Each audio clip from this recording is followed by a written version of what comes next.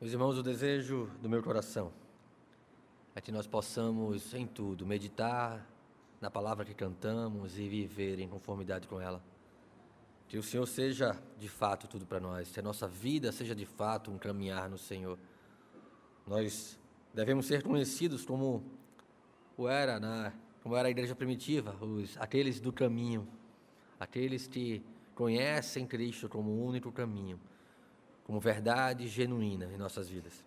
E que isso faça a diferença nas nossas vidas como um culto racional a Deus, que nós ofertamos em todas as vezes e todos os momentos que nós vivemos de acordo com a vontade do Senhor.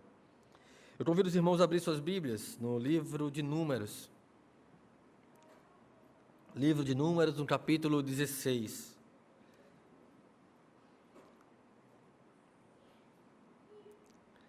Relembro aos irmãos que têm procurado dar sequência ao estudo no livro de Números. Fizemos isso nos últimos momentos que estive aqui expondo a palavra e novamente nós vamos fazer isso agora e também nos próximos domingos. Nós vamos estar dando continuidade na trajetória desse povo queixoso, esse povo reclamão que viveu no deserto e que muito tem a nos ensinar. Livro de Números, capítulo 16. Eu vou hoje, em especial, contar com a paciência dos irmãos, porque é uma narrativa longa e muitas vezes a gente não está tão acostumado com a leitura de textos tão longos na igreja. Então, eu peço que os irmãos possam acompanhar nas suas Bíblias. Livro de Números, no capítulo 16. Eu vou fazer inicialmente a leitura de todo o capítulo, são 50 versos, por isso peço que os irmãos possam acompanhar com toda reverência e atenção.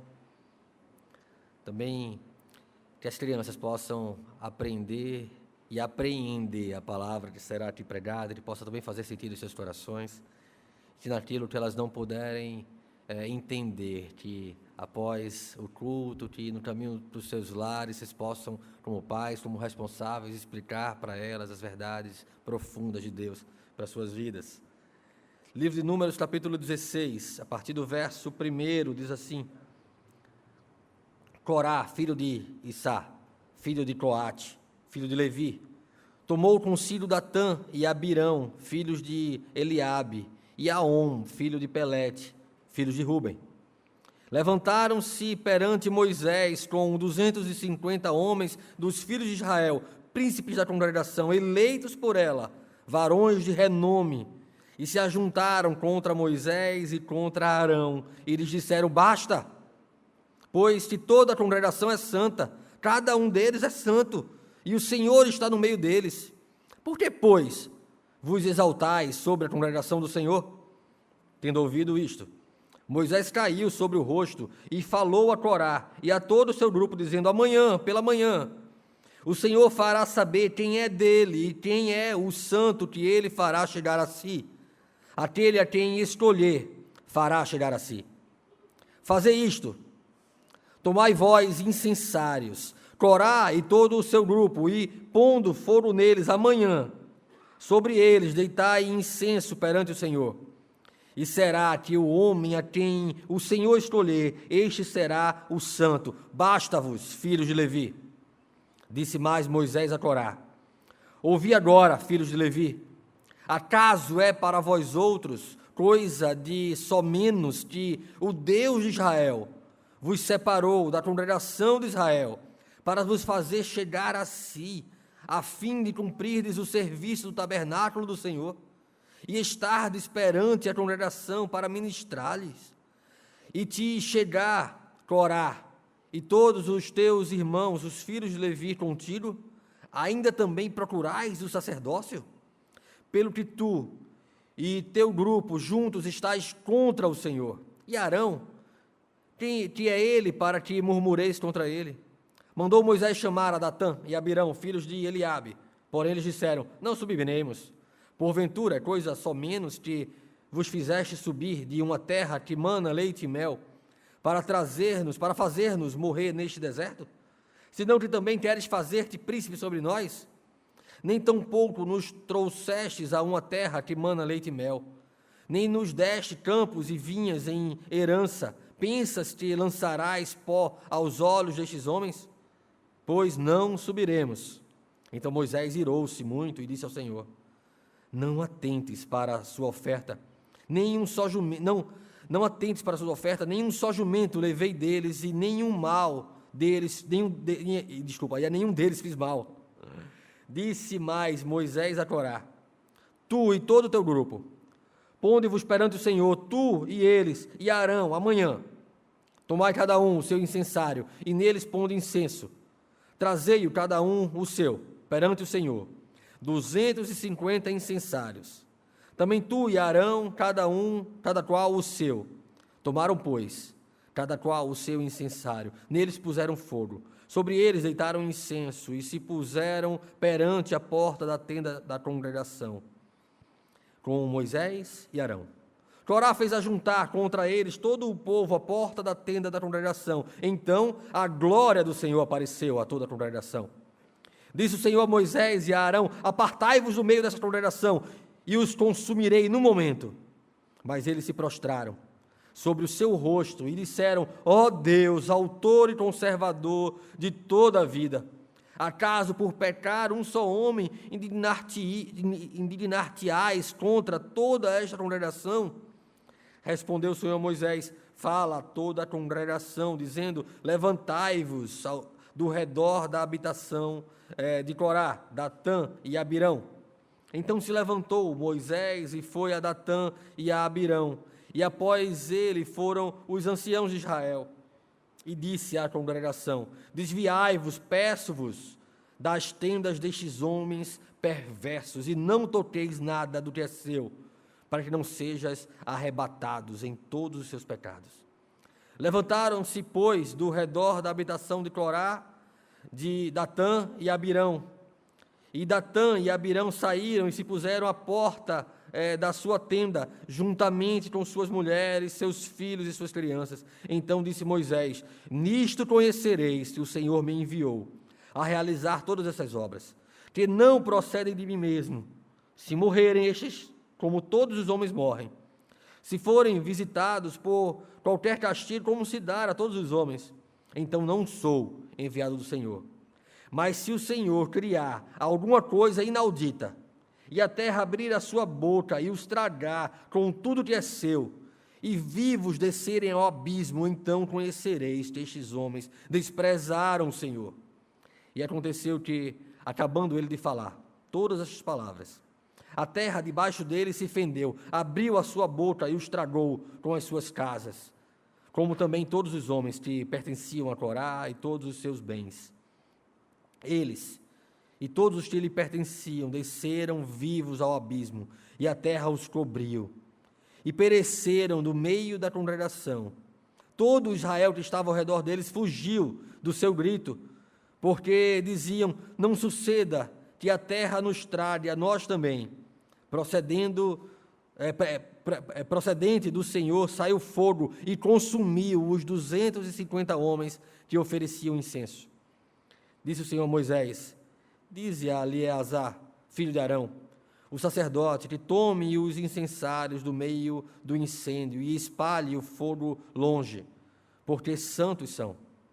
Quanto aos incensários daqueles que pecaram contra a sua própria vida, deles se façam lâminas para a cobertura do altar, porquanto os trouxeram perante o Senhor, pelo que santos são e serão por sinal aos filhos de Israel. Eleazar, o sacerdote, tomou os incensários de metal que tinham trazido aqueles que foram queimados, e os converteram em lâminas para a cobertura do altar, por memorial para os filhos de Israel, para que nenhum estranho que não for da descendência de Arão se cheire para acender incenso perante o Senhor, para que não seja como Corá e o seu grupo, como o Senhor lhe tinha dito por Moisés. Mas no dia seguinte, a congregação dos filhos de Israel murmurou contra Moisés e contra Arão, dizendo: vós batastes o povo do Senhor. Ajuntando-se o povo contra Moisés e Arão, virando-se para a tenda da congregação, eis que a nuvem a cobriu, e a glória do Senhor apareceu. Vieram, pois, Moisés e Arão perante a tenda da congregação. Então falou o Senhor a Moisés, dizendo: levantai-vos do meio desta congregação, e a consumirei num momento. Então se prostraram sobre o seu rosto. Disse Moisés a Arão: toma o teu incensário, põe nele fogo do altar, deita incenso sobre ele, vai depressa à congregação e faz expiação por eles, porque grande a indignação saiu diante do Senhor. Já começou a praga. Tomou o Arão, como Moisés lhe falara. Correu ao meio da congregação. Este já a praga havia começado entre o povo. Deitou incenso nele e fez expiação pelo povo. Pôs-se em pé entre os mortos e os vivos e cessou a praga. Ora, os que morreram daquela praga foram 14.700. Foram os que morreram por causa de Corá. Voltou Arão a Moisés, à porta da tenda da congregação, e cessou a praga. Vamos orar mais uma vez, meus irmãos. Pai bendito, esta é a tua palavra, Senhor, tu que és um Deus santo, Senhor. Tu que exiges de nós uma obediência santa, perfeita, Senhor. Que não te agradas dos nossos atos de pecado ou desvio, Senhor, da tua palavra. Tem misericórdia de nós, Senhor. Não somos melhores, Pai, do que esse povo rebelde. Em nosso coração, Senhor, nós temos tantas outras coisas que competem pelo nosso amor, competem com o Senhor, que exigem de nós tanto tempo, tanta energia, que deveriam ser priorizadas ao Senhor e às coisas do Senhor. Ó Senhor, tem misericórdia de nós que passamos tanto tempo diante de tantas coisas deste mundo, diante de tanto conhecimento desse mundo, ou lazer deste mundo, entretenimento dessa geração perdida e pervertida, e tão pouco tempo diante da palavra do Senhor. Tem misericórdia de nós, Senhor, que não manejamos bem a tua palavra, não sabemos usá-la como deveria,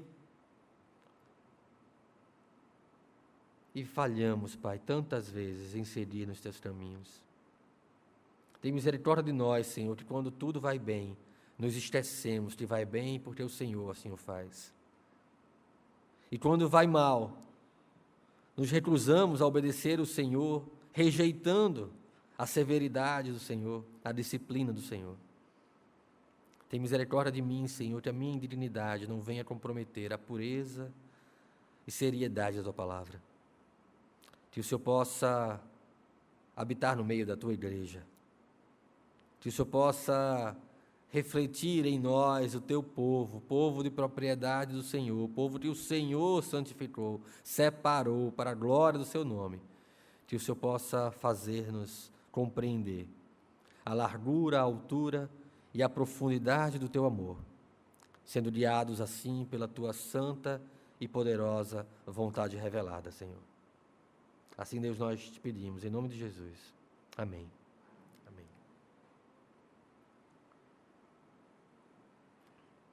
Meus irmãos, nós vivemos em uma sociedade em profunda crise de liderança. Nós temos dificuldade de ser liderados, nós temos dificuldade de liderar.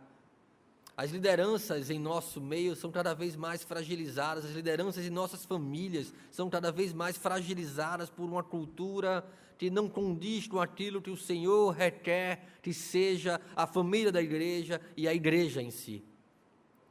E muitas vezes, como cristãos, somos muito ávidos e muito rápidos em sermos críticos e tão pouco comprometidos em sermos suporte, membros.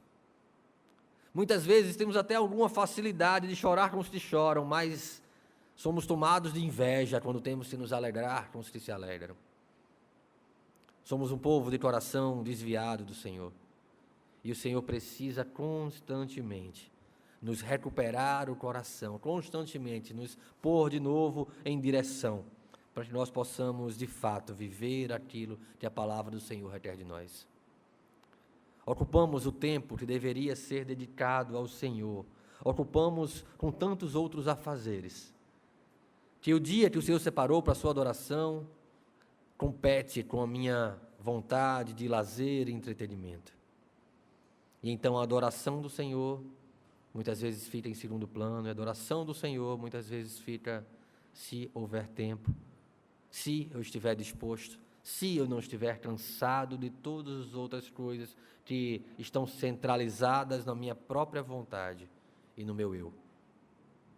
Deixamos o nosso coração ser conduzidos por uma cultura do agora, do imediatismo, e somos apressados em querer as bênçãos de Deus para usufruir nesta vida.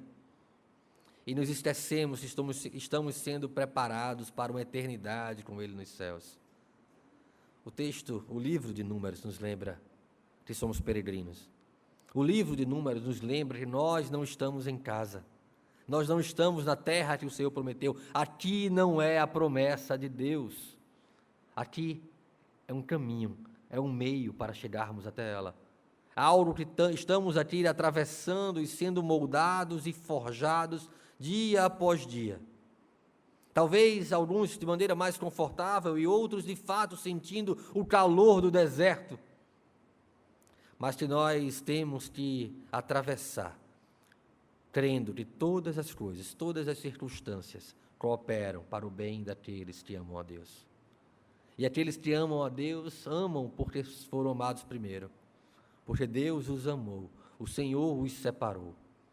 O povo de Deus, naquele contexto, não estava ali separado, sendo santificado, ou foi chamado por Deus porque era um povo amável. Não, o povo havia vivido idolatrando no Egito, e ainda assim o Senhor se compadeceu dele, viu a sua aflição e enviou-lhe um libertador. O povo de Deus hoje, que aqui congrega, ou em tantas outras igrejas espalhadas, só é povo de Deus, porque o Senhor olhou para nós com amor, quando nós vivíamos idolatrando no mundo, ou em todos os lugares que nós estávamos espalhados. E o Senhor fez habitar em nós o seu Espírito, e o Senhor nos convenceu da justiça e juízo que recai sobre o pecado. E o Senhor nos mostrou um escape em Cristo Jesus como mediador, como oferta em nosso lugar, para pagar o preço. E o Senhor nos deu fé para crer, e o Senhor nos ajuntou como igreja. E nos faz muitas vezes atravessar por desertos para forjar-nos o povo que Ele requer que nós sejamos. Através do tempo, o deserto continua a provar o povo de Deus. Um lugar de privação, um lugar de muitas necessidades. E como temos necessidades nos nossos dias? E como buscamos necessidades nos nossos dias, ou satisfazê-las pela força do nosso braço, conduzindo o nosso coração àquilo que agrada aos nossos olhos. Talvez agrada como uma fruta bonita, agradável ao paladar e desejável para dar entendimento, como é toda a oferta de pecado às nossas vidas. Um lugar de privação, de necessidades. Muitas vezes este é um lugar onde Deus manifesta a sua didática para nos ensinar a confiar, como ensinou Israel a confiar, a depender, como fez de Israel o seu povo, a depender inteiramente dos seus cuidados. Ali Deus supriu miraculosamente as necessidades do seu povo. Ali Deus ensinou à igreja que nem só de pão vive o homem, mas especialmente da obediência a toda a palavra que Deus tem revelado para a sua igreja. Nós precisamos aprender a ouvir a palavra, a atentar à palavra. Nossos filhos precisam aprender que não existe valor ou conhecimento nesse mundo que seja superior àquilo que a palavra do Senhor nos ensina. Que não há sabedoria maior do que a sabedoria da palavra. E que se eles forem incultos acerca de todas as coisas desse mundo, mas forem cultos acerca das verdades preciosas de Deus, eles têm tudo o que precisam para vencer o maligno. Deus é descrito por Oséias como um jovem que ama profundamente uma mulher infiel e que a leva para o deserto para que ela aprenda o caminho da obediência e da fidelidade. O profeta Jeremias nos ensina que no deserto aquela geração aquela geração que nós aprendemos com tantos erros e acertos ao longo do livro de Números, aquela geração havia aprendido a amar a Deus sinceramente. E é chamada então por Deus de primícias da sua colheita. As lições no deserto, elas são ainda para a igreja hoje, para as nossas vidas. Cada novo ou velho cristão precisa aprender que o caminho para a terra prometida, ele passa pelo deserto, passa pelo sofrimento da caminhada. E não há cristianismo sem cruz, não há cristianismo sem perseguição, não há cristianismo sem oposição de uma geração perdida, de corações pervertidos, que domina o presente século, que domina o tempo e as circunstâncias e os lugares onde nós somos constantemente inseridos. As lições no deserto são para nós. Nós precisamos, muitas vezes, de provações amargas para nos fazer querer atravessar e não nos fazer parar, deleitados do conforto e satisfação deste lugar. Esse não é o nosso lar.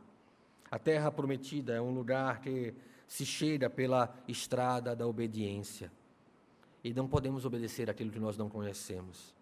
Por isso a palavra do Senhor é tão importante para as nossas vidas, por isso que nos debruçar na palavra do Senhor é tão importante para as nossas vidas. Um povo reclamão, queixoso, é orgulhoso demais, é rebelde demais, não compreende e não vai ter obediência à palavra do Senhor. A promessa estava dada para aquele povo, como está dada para nós hoje. A promessa de Deus, ela é novamente lembrada àquele povo constantemente durante aquele deserto. Na exposição passada, nós vimos a rebeldia do povo, quando os espias trouxeram um relatório que não era exatamente o relatório que eles esperavam. E então o povo se rebela contra Deus, e o povo então murmura contra Deus. E Deus então disciplina o povo, dizendo que eles deverão passar o resto de suas vidas. Aquela geração não verá a terra prometida, senão Caleb e Josué, e a geração seguinte. Mas o mesmo Deus que disciplina o seu povo a peregrinar no deserto, no capítulo 15 de Números, no verso 2, ele diz: fala aos filhos de Israel e diz-lhes: quando entrardes na terra das vossas habitações, que eu vos farei dar. E aí ele continua ensinando o povo acerca das suas leis cerimoniais, ou seja, a promessa ainda estava de pé. Apesar da rebeldia do povo, apesar da indisciplina do povo, as promessas ainda estavam de pé. Deus continua sendo fiel. Deus havia disciplinado o seu povo lá em Cades Barneia, um povo rebelde, um povo que não confiou na boa mão do Senhor para vencer aqueles gigantes. E é curioso que, se atentarmos para a história, a terra onde aqueles gigantes, os anequins, eles habitavam, foram justamente as terras que foram dadas por herança a Caleb, aquele que creu que poderia vencer aqueles gigantes. Deus reforça a sua promessa de aliança logo em seguida, quando entrardes na terra, ou seja, vocês vão entrar na terra. Deus não deixa de executar o seu juízo, mas também não frustra a sua promessa. Ele é fiel, mesmo que nós não sejamos fiéis. Mesmo que nós venhamos a desobedecer, o Senhor continua fiel. Deus prepararia para si um povo que lhe fosse santo, no meio do deserto, através do deserto. O deserto seria um meio pelo qual o Senhor prepararia aquele povo. Porém, diante da promessa de Deus, a rebeldia do coração do povo é manifesta. E Coré e seus inflamados seguidores devem ter pensado entre si: se todos são santos, como Deus disse agora no capítulo anterior, que todos eram santos, por que então temos que nos submeter a esta liderança?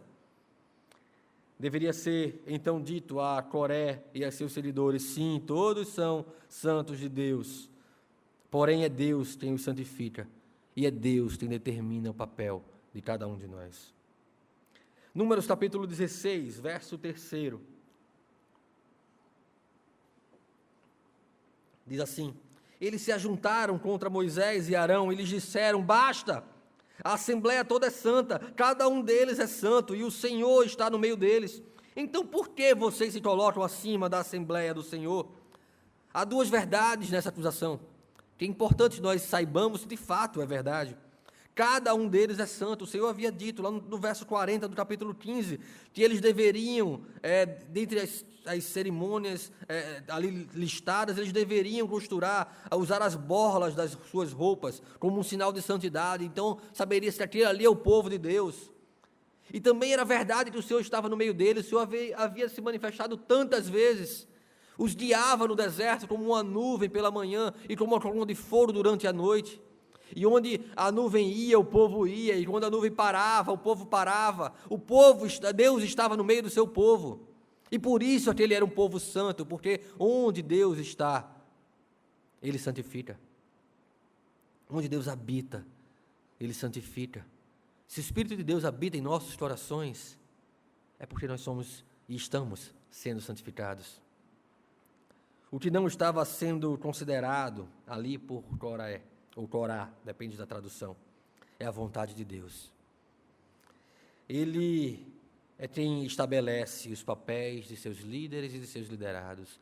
Deus é que chama a cada um de nós, distribuindo a cada um de nós os talentos ou os dons, distribuindo a cada um de nós os afazeres e as tarefas no serviço do culto, no serviço da igreja, na pregação do Evangelho. Houve nesta rebelião uma severa oposição em dois caminhos importantes acerca da condução de um povo tão numeroso. Havia uma rebelião eclesiástica. Se estava se questionando a função sacerdotal, mas também havia uma rebelião civil, estava se questionando a liderança do povo durante aquele deserto e para onde aquele povo estava sendo conduzido. Coré persuadiu companheiros levitas e outros a se juntarem a ele na busca pela função sacerdotal. O Salmo 106 que nós lemos no início da liturgia trata deste caso aqui como um caso de inveja. Coré se rebelou por inveja de Moisés. Ao mesmo tempo, os Rubemitas, Datã e Abirão, listados aqui, voltam-se contra Moisés por causa do seu aparente fracasso em liderá-los. Na cabeça deles, eles deveriam estar recebendo a terra que mana leite e mel, e não estavam, porque Moisés havia fracassado. O orgulho e rebeldia de um povo descontente por passar a vida inteira em um deserto parecia oferecer para eles um motivo para a rebelião. A única saída, então, parecia ser mover a liderança que o Senhor havia instituído e ser eles mesmos os líderes daquele povo, segundo o seu próprio caminho e não necessariamente segundo a vontade do Senhor. Então, como Deus responderia a essas coisas? Basta-vos, eles disseram, estamos fartos de vocês. Então há 3 acusações duras aqui contra Moisés e Arão. A primeira delas, Moisés e Arão tinham se colocado acima dos demais. Na cabeça deles, se todos eram santos, por que Moisés e Arão então tinham posição de destaque? Por que Moisés e Arão se colocavam acima dos demais? Moisés havia fracassado em conduzir o povo para a terra prometida, era a segunda queixa. E a terceira, Moisés e Arão tinham se colocado com a posição de sacerdote sobre o povo. Coré e seus 250 líderes, 250 príncipes eleitos, pessoas, formadores de opinião entre o povo, muitos levitas, apareceram com incensários nas mãos, para provarem que eram santos e podiam executar esta obrigação sacerdotal. Datã e Abirão, de Ruben, recusaram-se a ir ao tabernáculo, como Moisés havia chamado, mas enviou-lhes uma queixa dura. Subitamente a glória do Senhor apareceu à porta do tabernáculo, e o Senhor apoiou a autoridade de Moisés, abrindo a terra e engolindo os 3 líderes e sua rebelião, assim como suas famílias e suas propriedades. A seguir o povo. Os carregadores de incenso também foram todos devorados pelo fogo. Esse é o resumo da história. Os primeiros 2 versos de Números trazem importantes informações acerca desta narrativa. Ele vai dizer: Corá, filho de Isá, neto de Coate, bisneto de Levi, reuniu Datã e Abirão, filhos de Eliabe, e On, filho de Pelete, todos da tribo de Ruben. E eles se insurgiram contra Moisés. Com eles estavam 250 israelitas, líderes bem conhecidos na comunidade, que haviam sido nomeados membros do concílio, membros daquela assembleia. Coré, ou Corá, era um levita da tribo de Coate, e os coatitas eram responsáveis, se vocês não lembram disso, não leram Números ainda, está lá no capítulo 2 e 3, a distribuição do povo, de como ficaria o povo no acampamento, e a função de cada um. A tribo de Coate, os coatitas, eram responsáveis pelos principais utensílios do tabernáculo. Os coatitas tinham uma posição de destaque no serviço ao Senhor. A arca da aliança, o candelabro, os altares de incenso, o altar do holocausto eram de responsabilidade e cuidado dos coatitas. Eles também eram responsáveis por desmontar o tabernáculo e cobrir os utensílios e garantir que tudo fosse transportado por segurança. Não era qualquer função, não era qualquer papel. No capítulo 4, verso 4 de Números, nós temos dito lá, é este o serviço dos filhos de Coate, que Deus havia estabelecido na tenda da congregação. Eles servirão nas coisas santíssimas. Os levitas se acamparam entre o santuário. Quem lembra da imagem projetada em algum momento, ou já viu a imagem do tabernáculo, imaginem um acampamento ali ao redor do tabernáculo, ao redor daquele lugar. E os levitas eram responsáveis por acampar, por estar ali acampados, viver, morar entre o tabernáculo e o povo, porque eles precisavam servir ali no tabernáculo. E no capítulo 2, verso 10, na distribuição do povo, onde ficaria cada uma das famílias, eu peço que os irmãos possam abrir as suas Bíblias no capítulo 2 de Números.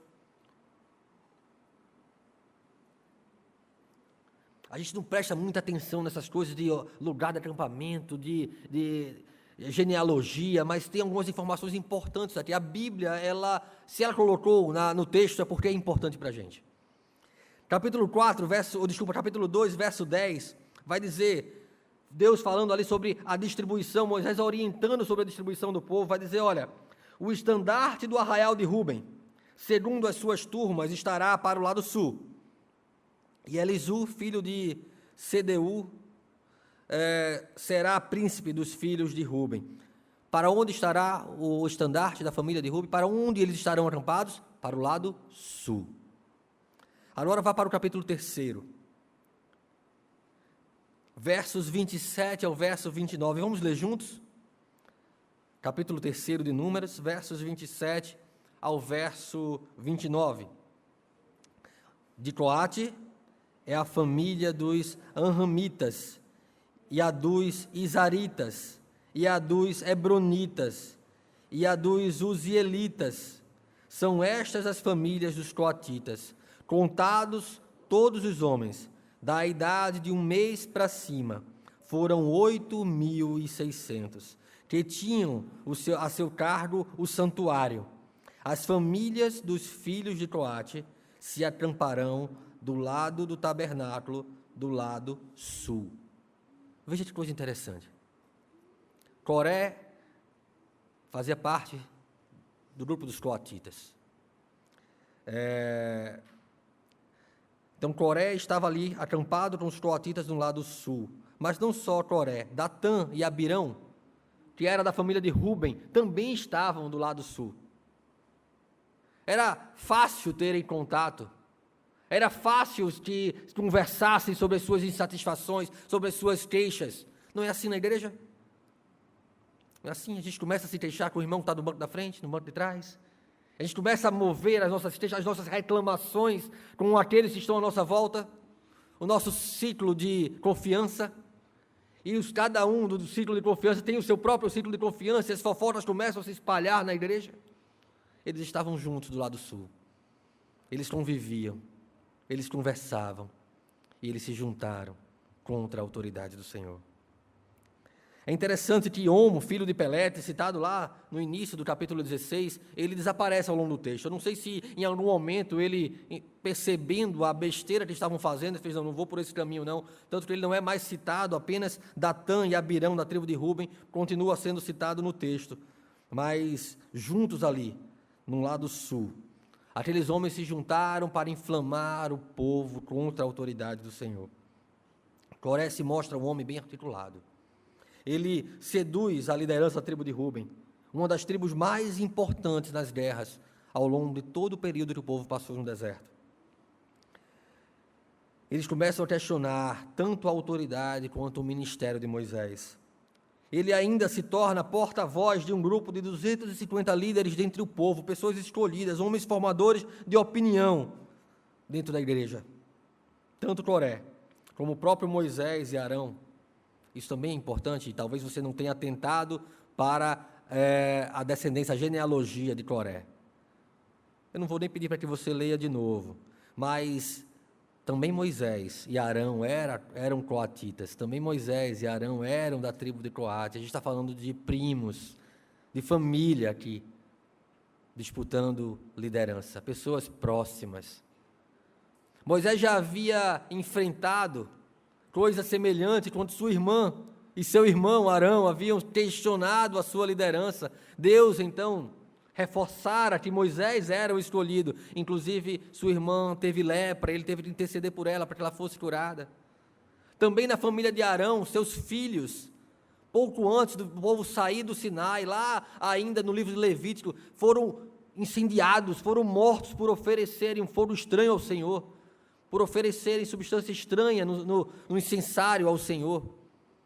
Não era uma família das mais harmônicas, pelo que parece aqui. Eles, então, coatitas, primos, levitas, começam a questionar a autoridade de Moisés, e a resposta de Moisés revela o orgulho e rebeldia do coração de Coré.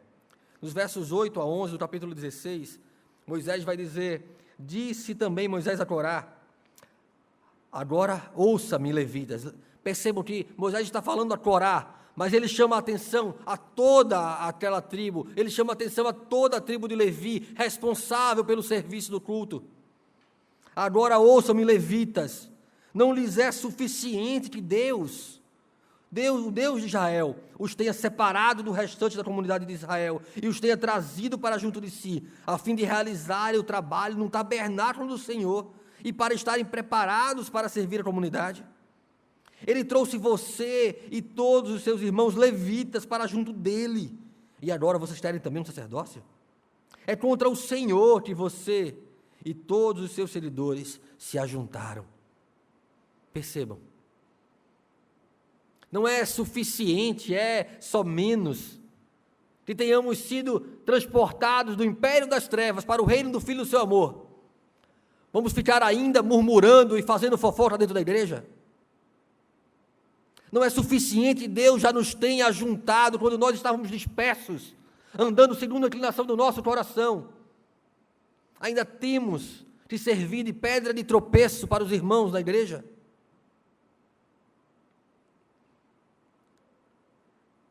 Corá empreendeu um movimento bem articulado, planejado, politicamente pronto. Corá é movido pela inveja, pelo orgulho, pela rebeldia. A sua reclamação provém de uma raiz de amargura. A sua reclamação provém de se tornar altivo o seu coração.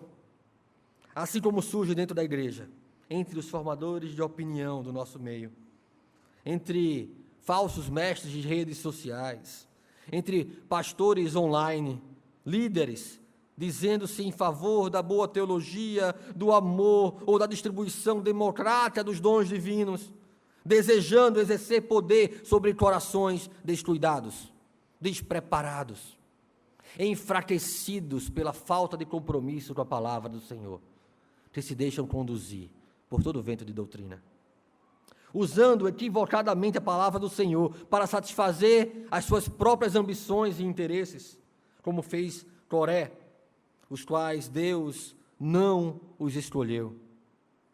O discurso inclusivista e democrático de Coré não passava de um pretexto para que ele fosse exaltado sobre os demais. A motivação de Coré foi a sua inveja. Ele queria o que não tinha. Ele desejava o que Moisés e Arão tinham. Aquilo que Deus havia dado para Moisés e Arão. e não aquilo que Deus havia dado para eles. Eles desejavam tanto o que não tinham, que o que eles tinham recebido do Senhor, eles consideravam menor. Eles consideravam insuficientes. Não lhes era suficiente, não lhes trazia contentamento. Eles teriam aquilo que não possuíam, mais do que qualquer outra coisa em suas vidas. O descontentamento de um povo reclamão, queixoso, revela-se no coração orgulhoso, na sua postura rebelde, quando se coloca contra a liderança de Deus, contra os oráculos do Senhor, contra a palavra de Deus, contra aquilo que Deus instrui. Esse povo rebelde não é contra a liderança da igreja que eles estão se rebelando, é contra o próprio Deus, é contra o Senhor que estão fazendo oposição. Números capítulo 16, verso 11. Você pode ler comigo? Verso 11 do capítulo 16 de Números.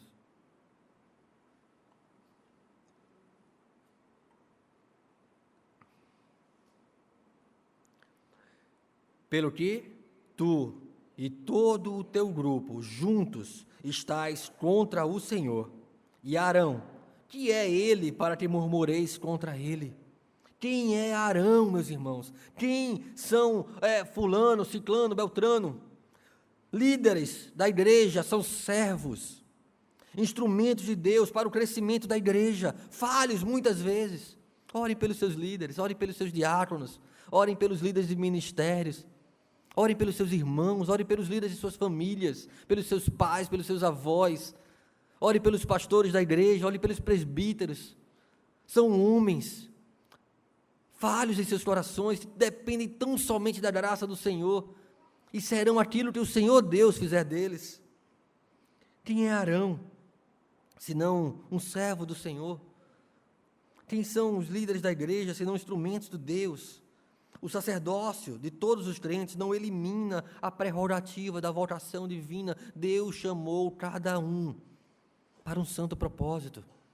Ele não chamou todos para a mesma coisa, para o mesmo papel, para a mesma função, quer na igreja, quer em suas famílias.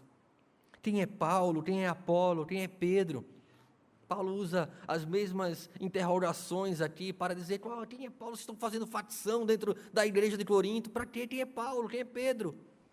Se não for Cristo a dar crescimento àquilo que outros ministros plantaram, se não for Cristo a dar crescimento para a igreja, quem são os pastores dela? Não são ninguém sem Deus. Não têm menor sabedoria se não for espiritual, se não for dom do Espírito. Por isso, cada um de nós é totalmente dependente do Senhor.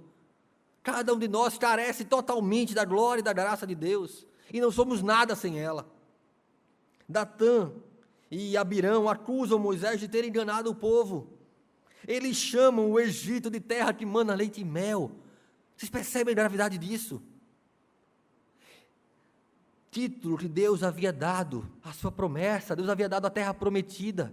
Eles olham para o Egito e chamam de terra prometida. Eles olham para o Egito e chamam de paraíso. Como um povo de coração rebelde dentro da igreja que olha para o mundo, porque não tem mais satisfação na igreja, e olha para o mundo e diz: aqui é a terra que manda leite e mel. Eu não quero ter que passar pela igreja para esperar uma terra prometida. Eu quero viver o aqui e o agora.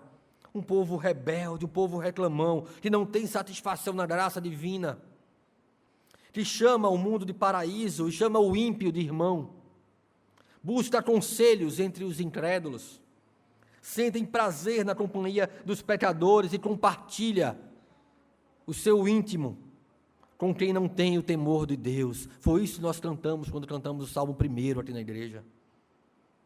Esses não são os bem-aventurados. Dos versos 28 ao verso 38, a narrativa segue com aquilo que aconteceu àquele povo.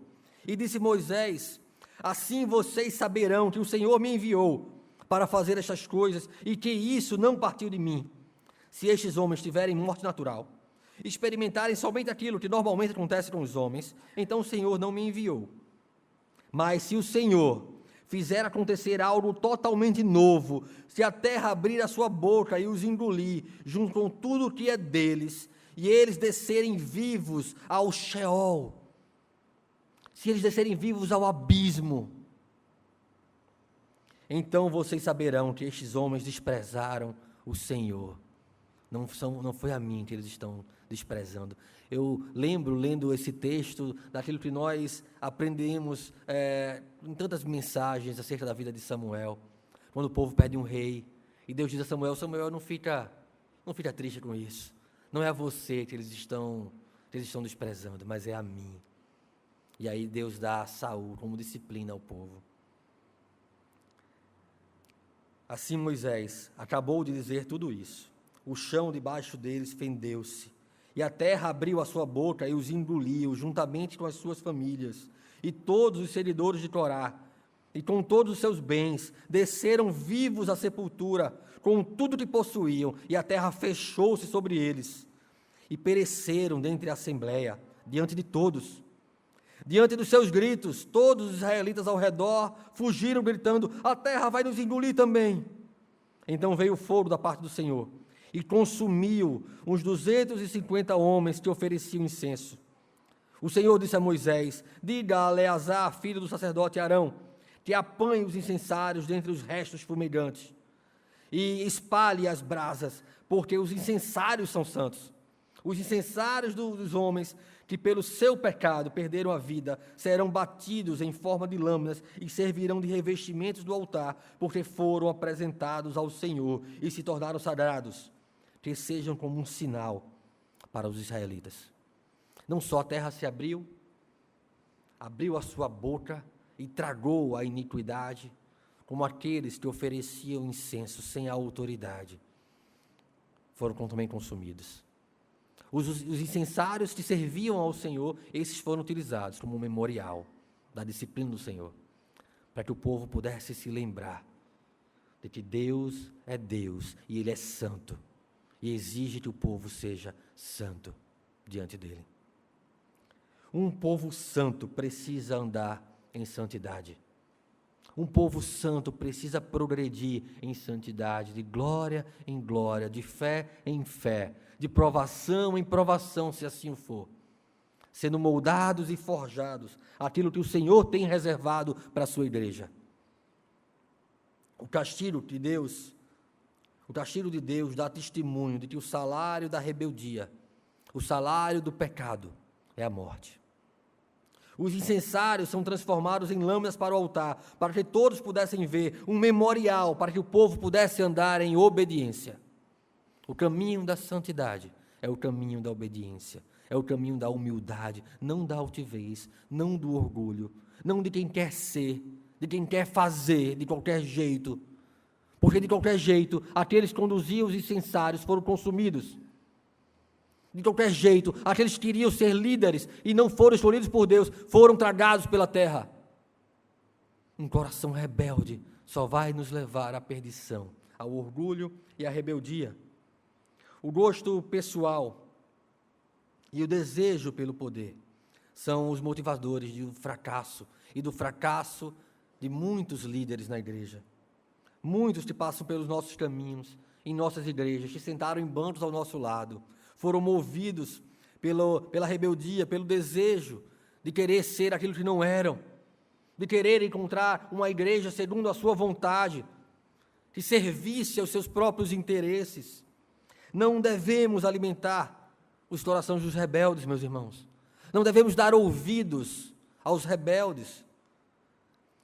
Eles vão se levantar em nosso entorno, eles vão levantar com fofocas, com dissensões, com facções. Cuidado com quem senta no banco do seu lado, na sua frente, atrás de você. Que conversas essas pessoas têm? Se são para nos atrair a Cristo ou para nos levar para longe dele? Se são para nos fazer mais obedientes à sua palavra, ou para nos rebelar, ou encher o nosso coração de orgulho, nos fazendo achar que somos aquilo que não somos. Os coatitas e os rubemitas viviam juntos e pecaram juntos. Não devemos dar ouvidos a projetos orientados por interesses pessoais, que não visam a edificação da igreja, o crescimento do corpo, o fortalecimento da sua liderança e a glória do Criador. Então o povo aprendeu. Será que o povo aprendeu?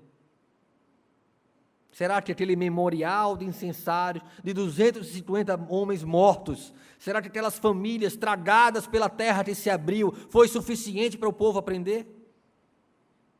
Abre tua Bíblia, acompanha comigo o texto, a partir do verso 41, os 9 versos finais desse capítulo.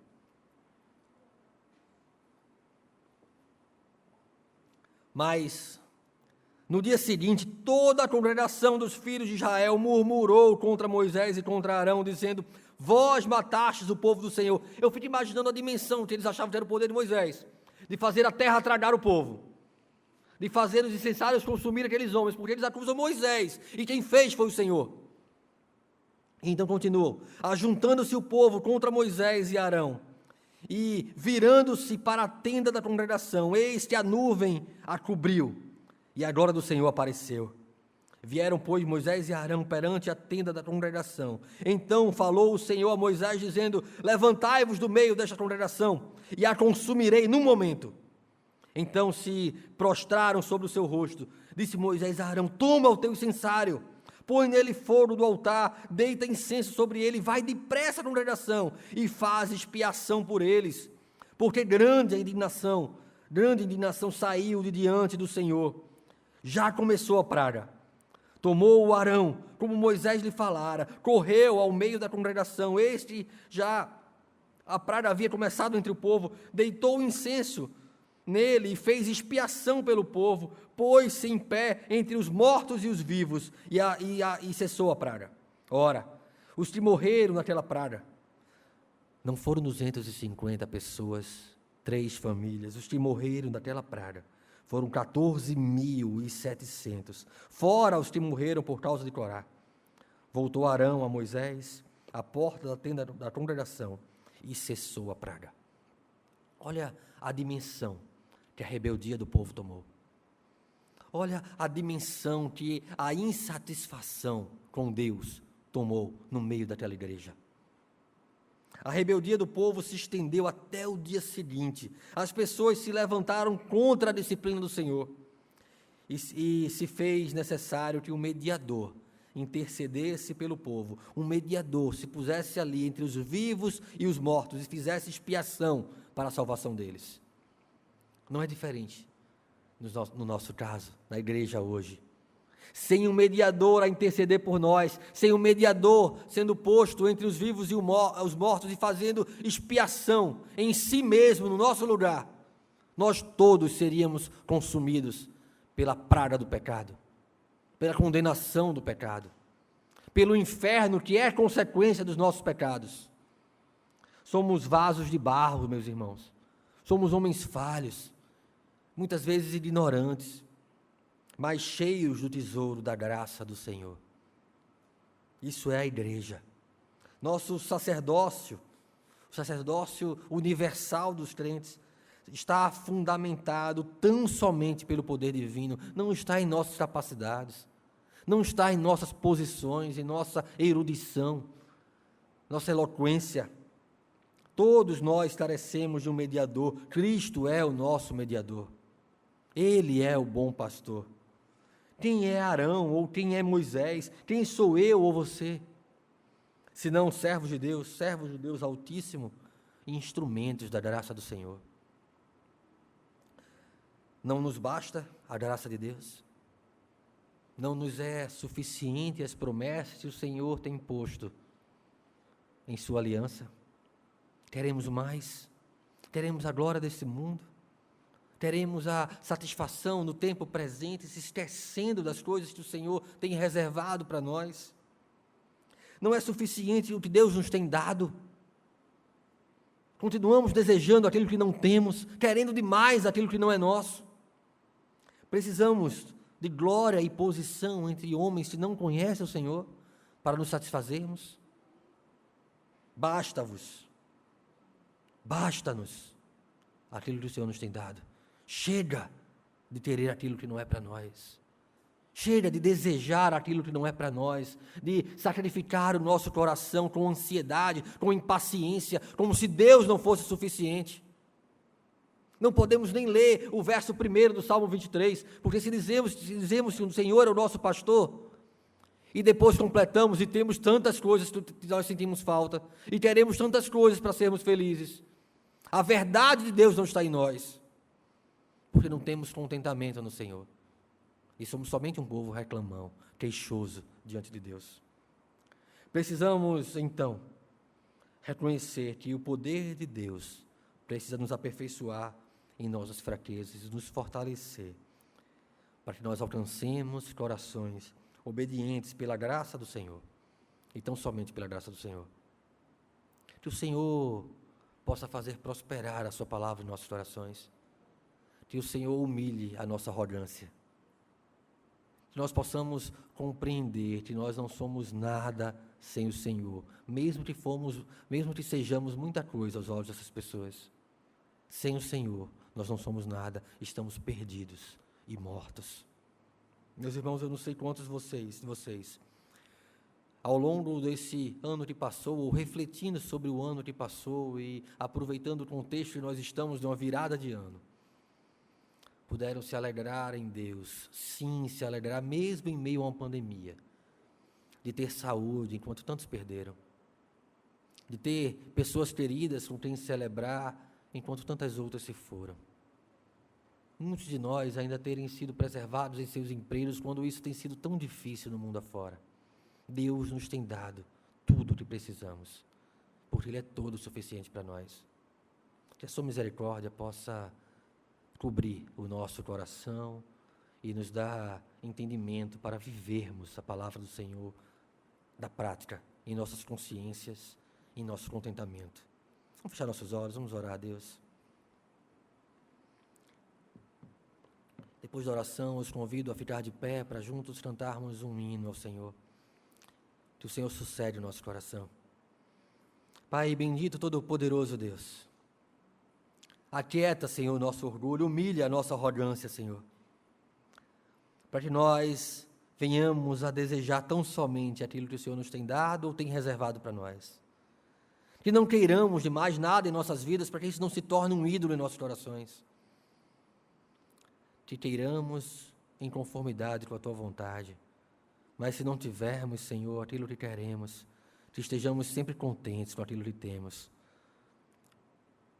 porque o que nós temos de mais precioso está posto em nosso coração e ninguém pode tirar.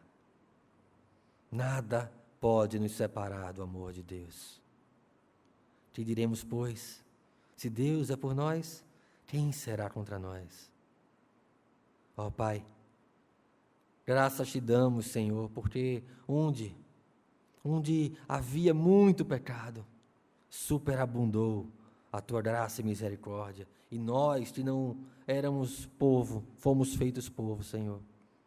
Nós que éramos improváveis, homens rudes e ignorantes, perdidos, segundo a inclinação de seus corações, fomos feitos povo do Senhor, nação santa, sacerdócio real, povo de propriedade exclusiva do Senhor, com o propósito, com a finalidade de proclamar as virtudes daquele que nos chamou das trevas para a sua maravilhosa luz. Faz-nos, Senhor, andar em luz, para que possamos em todas as coisas e circunstâncias refletir a Tua glória, em nome de Jesus. Amém.